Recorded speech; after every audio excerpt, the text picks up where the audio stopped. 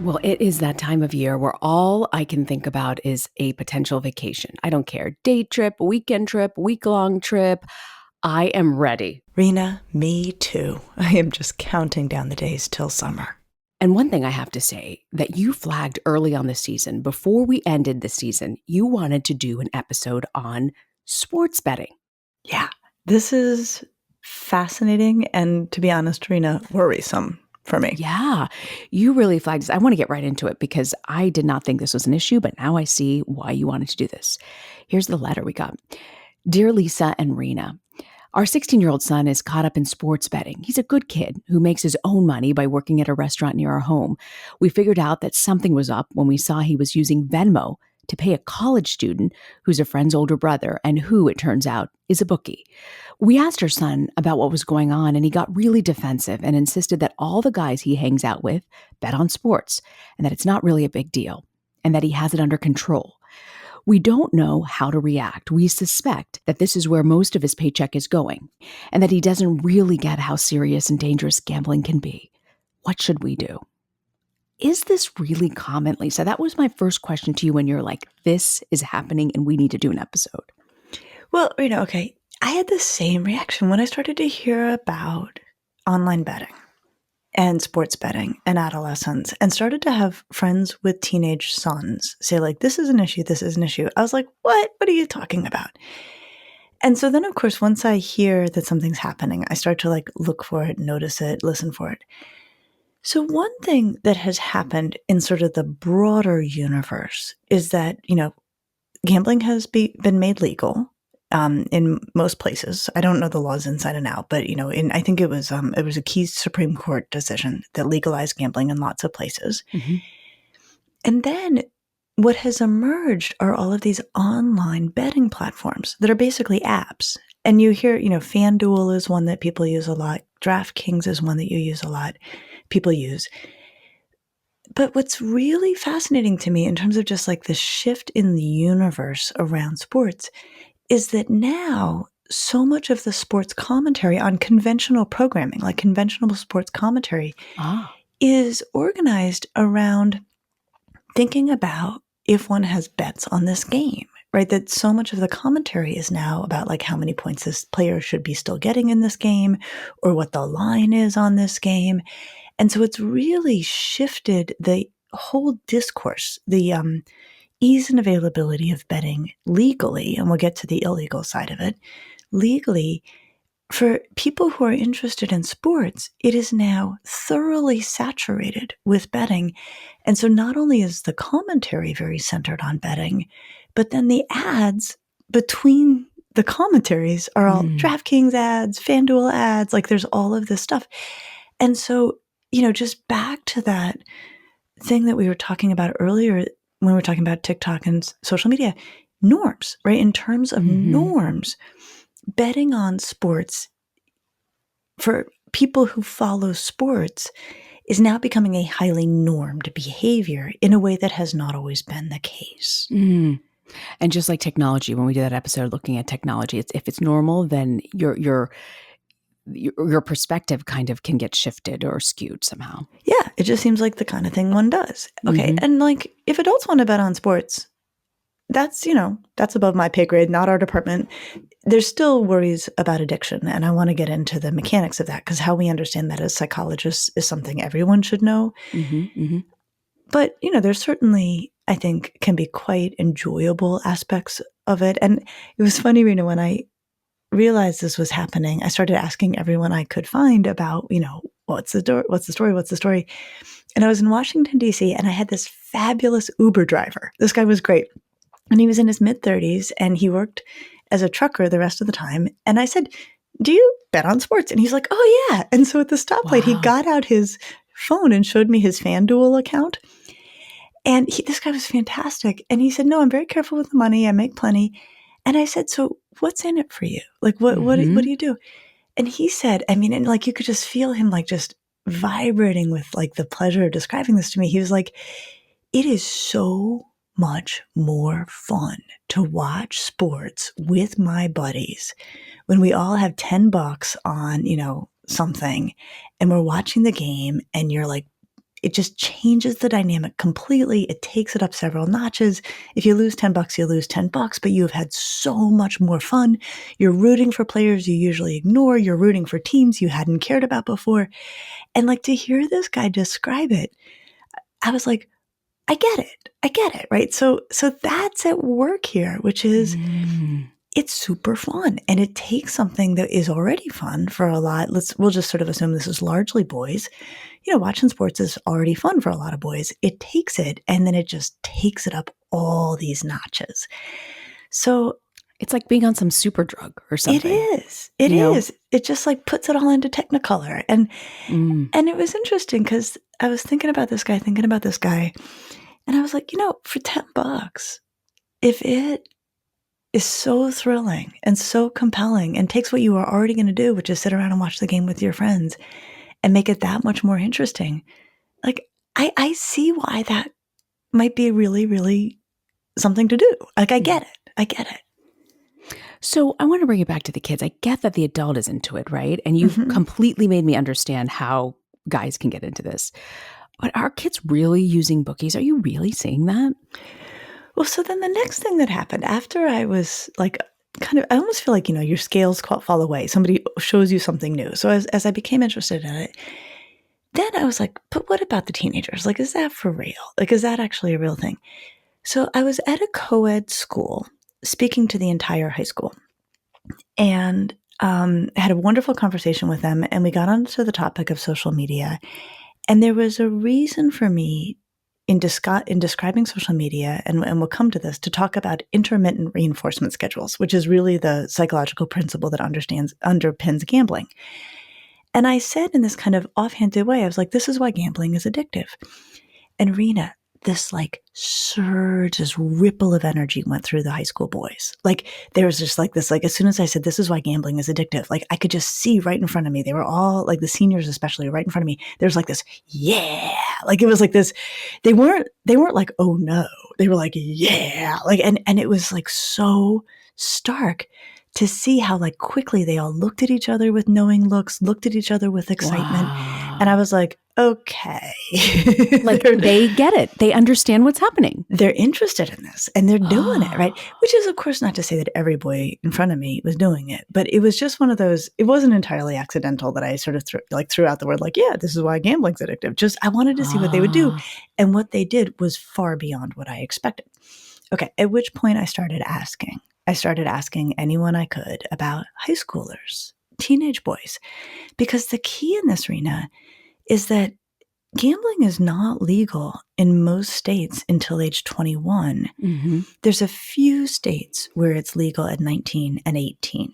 Well, the Kentucky Derby, I was reading when we were doing research for this, you only have to be 18, which, okay, it's a fun event, social event. Great. You should be able to put down some money on a horse. Why not? Okay, so you only have to be 18. So you could be a high school senior. You could be a college freshman. Now, the other thing that happens at 18, Reena, you can get a credit card at 18. Mm-hmm. And now that we have these online platforms, there's so little friction. So I will tell you the nightmare scenario, and I think that there are examples of this that are out there. The nightmare scenario is a kid who is in a state where it's legal at 18 and has access to a credit card, gets on FanDuel or DraftKings, and gets themselves into horrendous debt, and they do it all legally. It is all 100% legal, right? I mean, like, and that is the nightmare scenario. Now, most states it's not 18.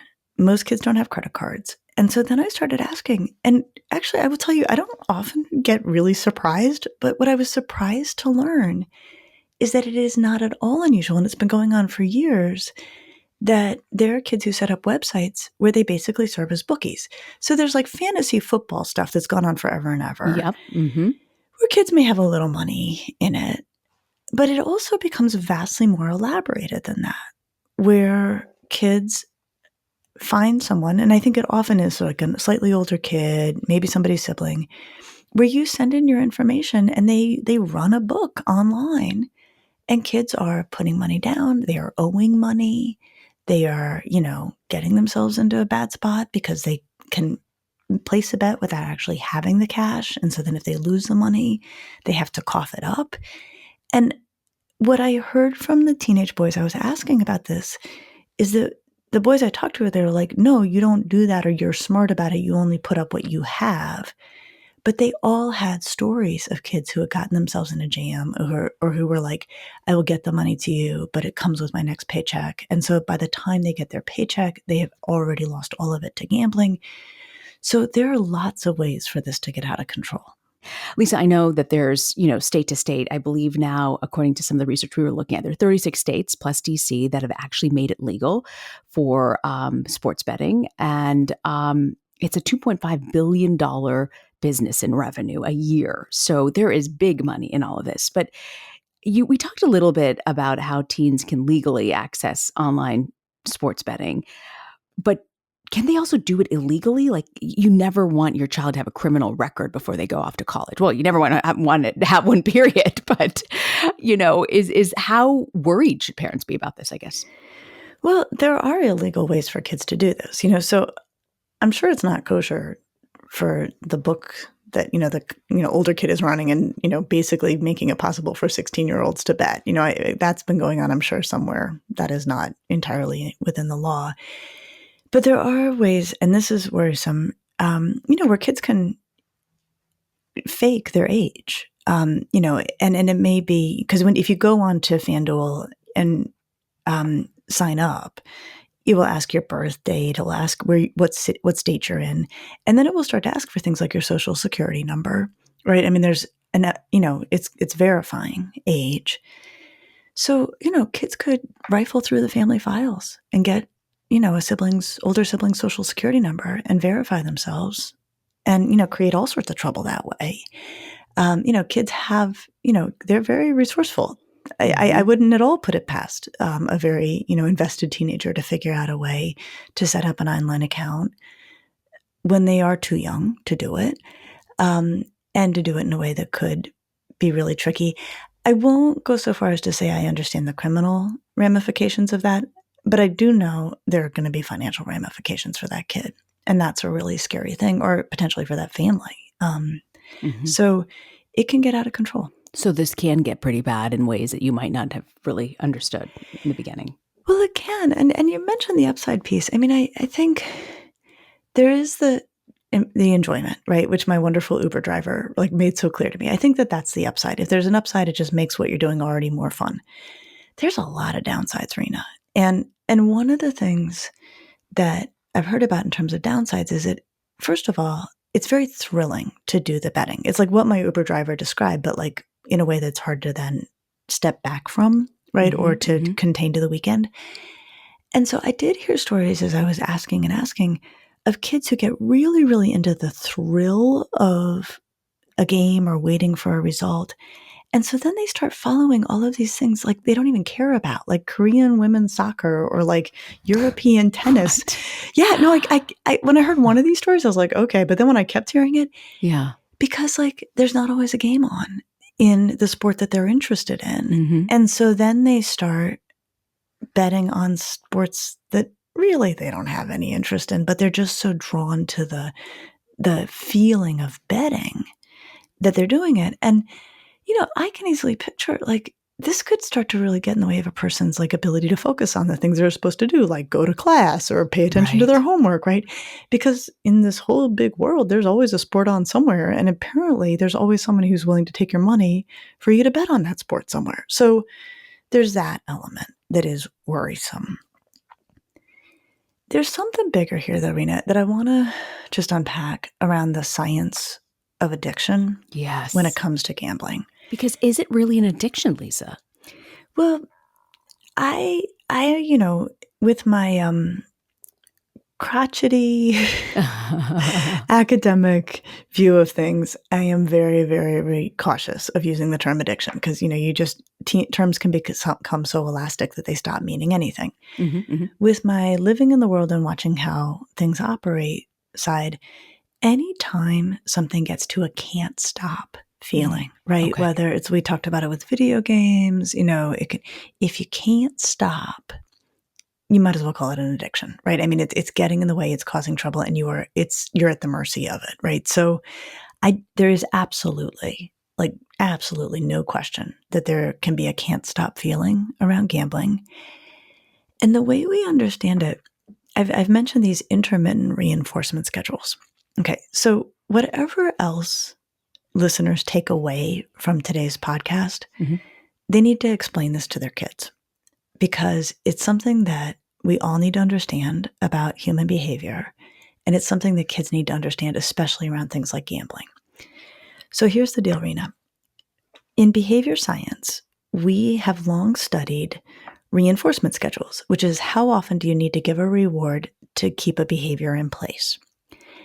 And the way we do this is with rats and pellets and a bar that they can press to get the pellet. This is how we study it. And so we test all these different reinforcement schedules to see how sticky they are. So we have one that we call a continuous reinforcement schedule, which is basically every time the rat presses the bar, they get a pellet. And so they keep pressing the bar because the pellets are yummy. And then what we do is we take the pellets away and we see how long they will stay there and continue to press the bar. And what we find is that with a very regular schedule, the rat will press the bar 5 times, 10 times after there's no pellet. And then they'll be like, forget it, this thing's broken, and they'll walk away. So it's not that sticky. We'll also do like an interval where they have to press it 10 times to get the pellet. So they press it 10 times, get a pellet, press it 10 times, get a pellet. They do that for a while. And then we take the pellets away and they'll press it like 40 more times or 50 more times. And then they'll be like, okay, this thing is broken. And they'll give up. Okay, then we get to what we call the intermittent reinforcement schedule. This is where the rat presses the bar 5 times, gets a pellet. The rat presses the bar 10 times, gets a pellet. Once gets a pellet. 30 times gets a pellet. 14 times gets a pellet. So an entirely unpredictable schedule. If we take the pellets away, the rat will stand there and continue to press the bar until they pass out from malnutrition. What? Yes. Until they pass out? Until they pass out. So this is the sticky schedule. Now, Reena, gambling is an intermittent reinforcement schedule. You never know when you're going to hit. And so it's very hard for people to walk away. Okay, just to put this in real life terms, think back to college and think if there was like a person you had a crush on. And think if, since we are old, they called you every Friday night for 5 weeks and then they stopped calling. The 6th and 7th week, you might wait by the phone, but then you'd be like, forget it. Yes. But if they called you 3 days in a row and then they didn't call for 2 weeks and then they called twice and then you don't hear from them for months, but when they do call, they're, you talk and it's great. If they stop calling, you would wait by the phone for months for that person. Wow. You know what I mean? Like that. Yes, I do. Oh, yeah. This is also why dogs beg at the table, because every once in a while, somebody caves and gives them a little scrap. Jeez. You're so right. You're so right. And it's hard to cut off. It is hard to cut off. So what's the big takeaway from these experiments in our real life? So the big takeaway is, first of all, watch out for intermittent reinforcement schedules. Like they are actually really dangerous and really sticky.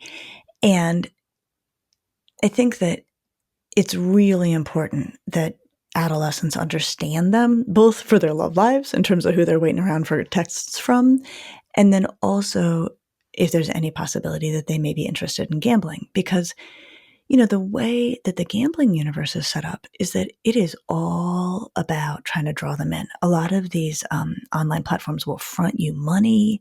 There's also this whole elaborated universe of people who are selling, they're called signals, which are hints about how we think this game's going to go or this player's going to play. There's an entire YouTube universe, Reena, of like videos you can watch about how to be a better gambler. There's all this stuff trying to convince kids that they can beat the house. And the number one rule in gambling. What? The house always wins. Oh, you're so right. The house always wins. And so I think that it's really important for adults to be like, look, I get it. The DraftKings ads are hilarious. It's very easy to hop online, or you can send that money to that college student, or this is super fun for you and your friends, or you think you know a lot about basketball. I mean, I was talking about it, with someone who teaches teenage boys. He's like, well, there's one thing they're not short on: confidence, right? So like this sort of belief that they somehow have the special angle, right? There's a lot there that's designed to convince them that they can get the leg up, that they can, somehow beat the house. And so I think as adults, and that's what we need to say is, number one, the house always wins. Let us show you their revenues, right? Like the revenue number you quoted, right? That's not the house making it easy for people to win. The other is, this is designed to make it impossible for you to pull away. Like the way gambling works is designed to make it impossible for you to pull away. And the other thing that they should know about is that so often gambling is set up not that you feel that you lost, but you feel that you almost won. Yes, that's so true.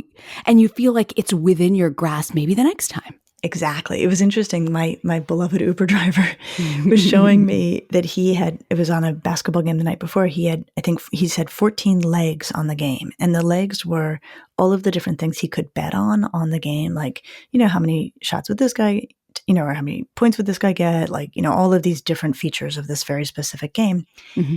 And the setup was that I think he put down $10. And if he got all 14 legs, I think it's a parlay, right? Like if you have to get everything, he was going to win like $10,000. I mean, It was like some huge and also statistically highly improbable, number or, accomplishment.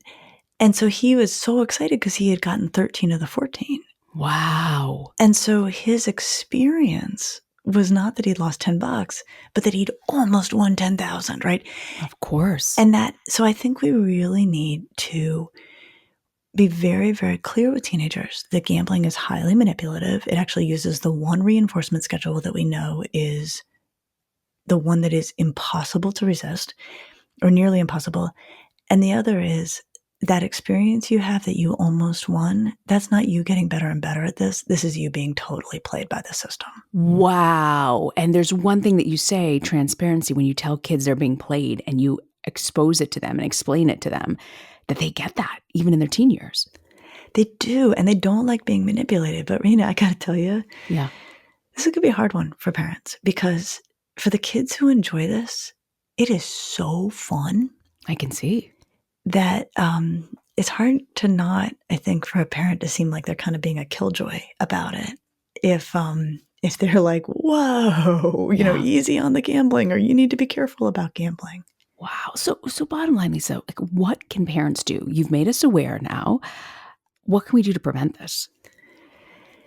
Well, Reena, I think realistically, if your kid is into this, I'm not 100% sure you can ban it. Really? Yeah. And I just, again, like, in the name of being realistic, if they have any access to any money, they can find lots of ways to cloak that they're doing it. They can say, no, I gave that kid $10 for Chipotle, right? Like, right. What are you going to do? Call the kid, track him down, ask if, what he had in his order. So I think that first and foremost, we need to be really, really clear with kids that this is more dangerous than it feels, unless, because it feels so fun and it looks so fun and it's designed in that way. Yeah. I think if a kid's really into it, I think the parent needs to have a very clear conversation with them about what the parameters are going to be. Again, I am acknowledging that one of the parameters may be this isn't even legal, and so you can't do it because it's not even legal, right? I think that parents can say that and really talk with kids about the legal consequences, but then they're going to have to really know what those legal consequences are, because again, it's very hard to make the legal case when they're like, I've known kids for 5 years who've been doing this, and like the cops have not knocked on anybody's door, right? So I think this is one of those things that we want kids to be smart, and we want kids to be safe, and we don't want kids to destroy themselves financially, right? Or lose all their money, right? I mean, just even if they don't need the money, like spend all their hard, earned money on games. Yeah. I think that for me, it really is going to have to be about creating an open line of communication. What are you into? What are you liking? What are we not understanding? How, what are the risks involved? Are you managing those risks? Are those risks that we as a family can comfortably allow? If we're going to decide that you are allowed to do this, are we going to put some parameters around in terms of money limits or where the money comes from, or we have to be, observing and supervising this? I mean, I think this is a tricky one, Reena, and I will say it's new to a lot of adults. I think it's going on far more than we're aware of. I think whatever else I would say that parents should say to their kid, talk to me about like sports gambling. Like, what do you know? And just get that conversation going. I think there are things that sometimes are happening below the surface with teenagers that they're not bringing up with us. And so until we're the ones bringing it up, we don't really know what's happening. Remember in season 1, we did that episode about porn, and you said by the time a child is 16, something like 95% of kids will be exposed to porn. I was like, what? And you said to me, if they have an iPad, any access to the internet, it's very easy for this to happen. Is online gambling like that conversation with porn where you think, have it before it actually happens? Or is it something you don't really need to address? Well, I think you do need to address it in that if kids are into sports and watching professional sports, it's already in their face, right? So, thinking about, if you have let's just say for, the sake of argument, a son who really loves to watch sports, like you should sit next to him sometime and watch the commentary. And I think that very soon into that, there will be fodder for saying, man, like this commentary is entirely for people who have money on the game. Like, what's the story here? And then the DraftKings ads, which are going to be like, this is hilarious. Like, this is really, like, this makes us look like it's all upside. And so I think that whether your kid is betting or not, if they're watching sports and they're, in a universe where sports are what they're looking at on their phone or, penetrating their social media or, certainly what they're watching for fun, this is already happening in your kid's world one way or another. Whether your kid has money on the games is something else altogether, but we do need to be talking with them about gambling, how it works, how the house always wins, and how people can really get themselves in trouble. Wow, this is not a parenting issue I really thought we needed to address, but boy, do I get it now. This is really incredible stuff that you've given us. What do you have for us, Lisa, for Parenting to Go? It's hard sometimes, Reena, to bring up a topic where it's so murky and complex. Yeah. But I feel like we're not doing our job right if we just stick to the easy ones. But what I think about here is that when it comes to teenagers and safety is not something we do to teenagers. It's something we do with teenagers. And given how easy it would be for a kid to go underground with all of this, I think that we have to acknowledge that this may be something where we're needing to really work hard to keep the lines of communication open about what's out there, what the kid's interested in, what, may or may not be available to them, and where the parents stand on trying to help that kid stay safe and not put themselves in a bad position financially or otherwise. Such a great point about safety. Such a great point. Well, Lisa, thank you. I get it. I get why you wanted to do this episode now. It was really, really eye-opening for me. And next week, we're going to have an encore episode. And we've done gambling this week. We're going to talk about bribing next week. When should you really bribe your kid? Should you ever? I'll see you next week. I'll see you next week.